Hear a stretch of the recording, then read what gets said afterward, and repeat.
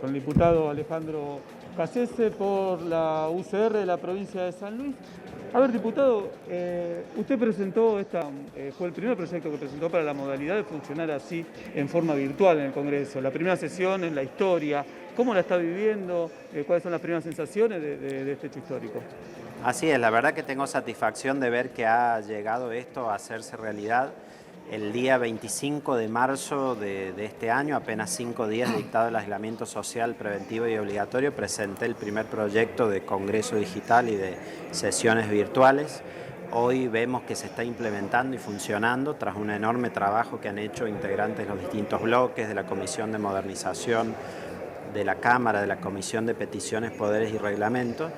Y la verdad que creo que era una respuesta natural a que tras el aislamiento por la pandemia, que las empresas empezaron a hacer teletrabajo, que tanto se trasladó a lo virtual, la educación con las clases y todo, que también el Congreso pudiera responder a la imposibilidad de reunirse presencialmente y lo hiciera de esta manera. Llevó tiempo hacerlo, pudimos asegurar también cierta presencialidad con algunos de los diputados con el respectivo aislamiento dentro del recinto.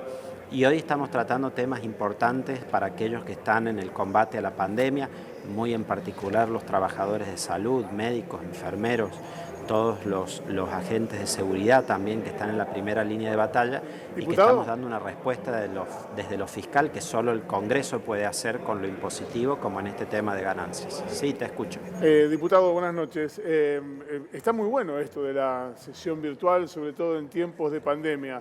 Ahora me pregunto, ¿qué le dijo Mario Negri cuando usted impulsó esto? Porque él quería las sesiones presenciales, no este tipo de sesiones. Bueno, apenas yo presenté el proyecto ese primer día, lo hablé con Mario como presidente de nuestro interbloque, y él lo que me planteó sobre todo es que quería que hubiera resguardos, es decir, que si se hacían las sesiones virtuales, como se estaban haciendo en otros parlamentos del mundo, hubiera acuerdos sobre el procedimiento, hubiera garantía en la participación de todos, se acordaran los temas también, porque es cierto que tiene cierta dificultad, al menos para Está bien, pero eso es básicamente diferente. Eso es básicamente diferente de lo que él propuso, por lo menos públicamente. Él no pidió que hubiera sesiones virtuales con resguardo, pidió que hubiera sesiones presenciales, que es una cosa distinta. Bueno, sí, yo creo que en el fondo a todos los diputados les gusta el hecho de la sesión presencial y todos los preferimos, inclusive yo. Lo que creíamos es que ante la imposibilidad, al menos al comienzo, de reunirse presencialmente, porque con el aislamiento muchas actividades eran suspendidas, esta era la forma de poder sesionar. Y como te decía, lo que él me planteó es que hubiera garantías y seguridades.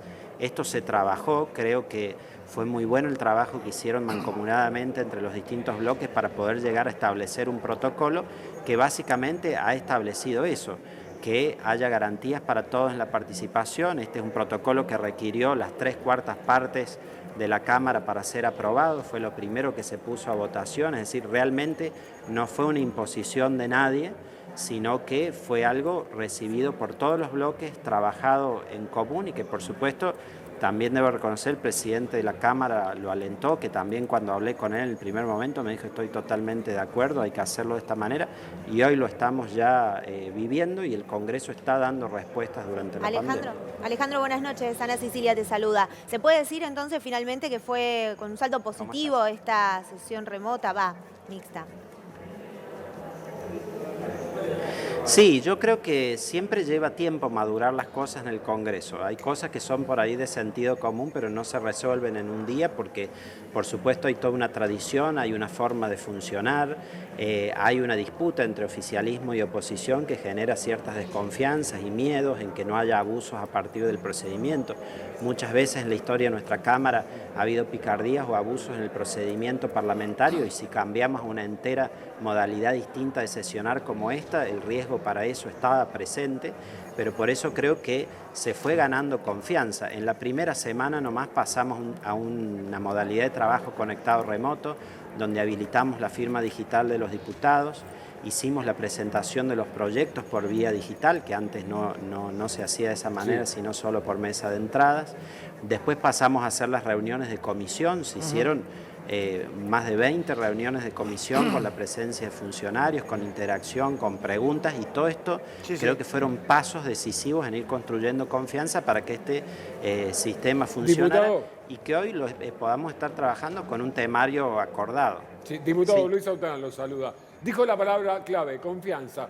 La pregunta es concreta. Frente al padecer de cientos de miles de argentinos en esta emergencia, con la mano en el corazón, ¿está el Congreso a la altura de la emergencia que estamos viviendo y sobre todo de la incertidumbre respecto no solamente sanitaria ni económica que va a dejar esta pandemia al país? Disculpame si me repetís porque no te entendí bien. Le decía si el Congreso va a estar a la altura del padecer de miles de argentinos respecto a esta pandemia y al final de la economía que nadie puede precisar hoy.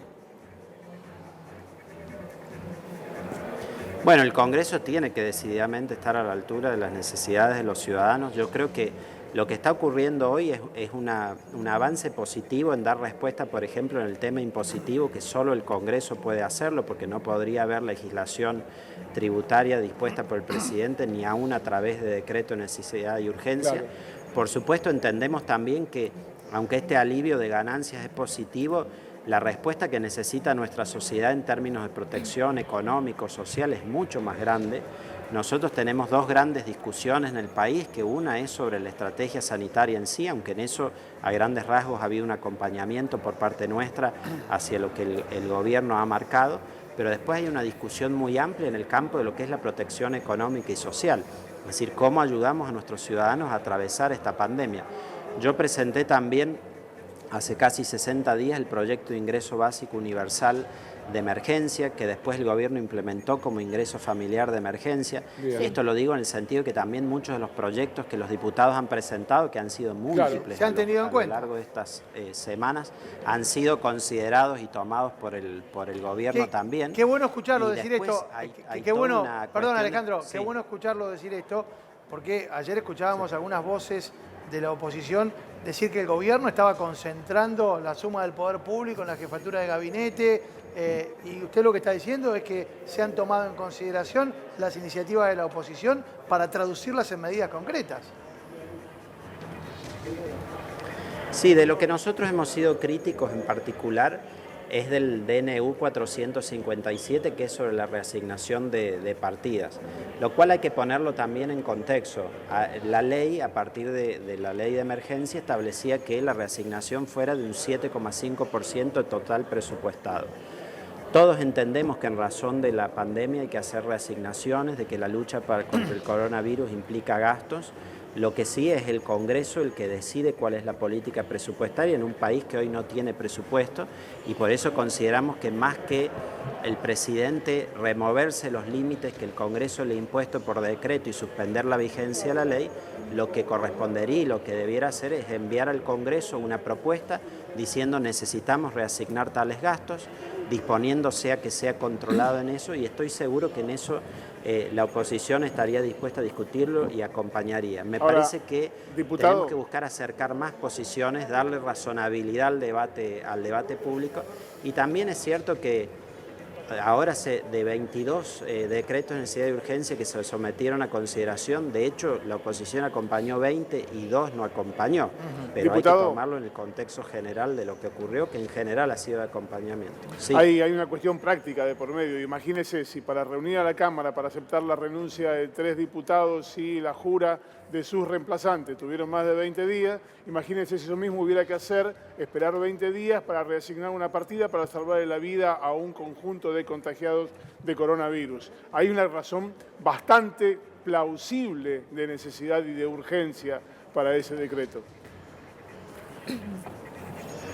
Bueno, en eso hay dos cosas. Una, que es responsabilidad nuestra, por supuesto, que es asegurar el funcionamiento, digo nuestra como cuerpo de oficialismo y oposición. Por ahí el oficialismo, teniendo mayoría, tiene la mayor responsabilidad, y por eso teníamos que asegurar inmediatamente el funcionamiento de esta Cámara.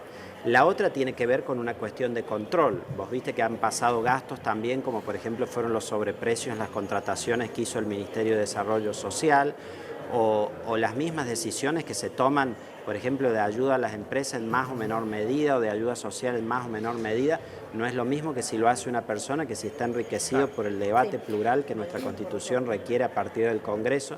La idea de la división de poderes de la República es eso, que todos los que representamos al pueblo, que hemos sido elegidos por él, estemos acá para discutir las medidas, en donde por supuesto sí tenés razón en que lo debemos hacer con celeridad, debemos estar dispuestos a trabajar a diario y estar acá presentes para dar esos debates.